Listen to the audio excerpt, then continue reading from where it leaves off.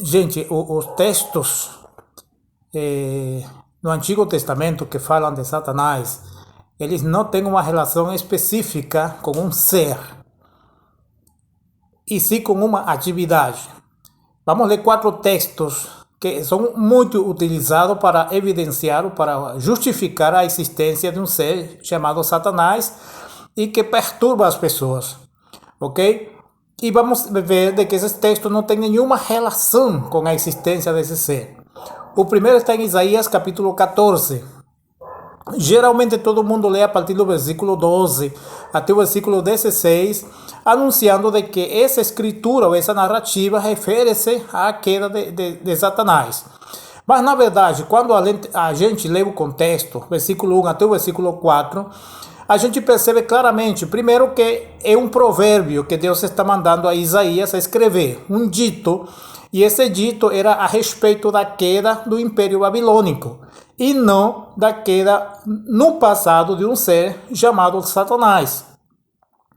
O segundo texto está em Ezequiel capítulo 28, também do versículo 12 em diante, onde aparentemente se dá a entender de que é um texto de dupla referência, mas na verdade não é.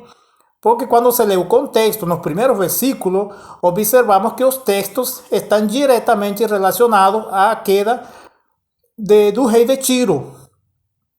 E é também um provérbio referente ao futuro do rei de Tiro, e não ao passado de Satanás.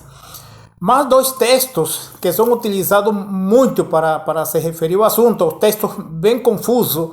O primeiro está no primeiro livro de Crônicas, capítulo 21, versículo 1, onde diz que Satanás se levantou contra Israel e incentivou a Davi a fazer um censo que era proibido. Agora, compare esse texto com o segundo livro de Samuel, capítulo 24, versículo 1, onde diz que a ira do Senhor se acende contra Israel e incitou a Davi a fazer esse censo.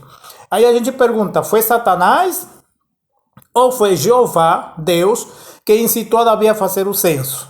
Então nós temos 4 textos bases aí, o qual vamos a utilizar para posterior ensinamento sobre a existência de Satanás, o qual é muito questionado hoje. Mas, por enquanto, está claro de que esses 4 textos não se referem à existência, não dão evidência da existência de um ser chamado Satanás que perturba a humanidade.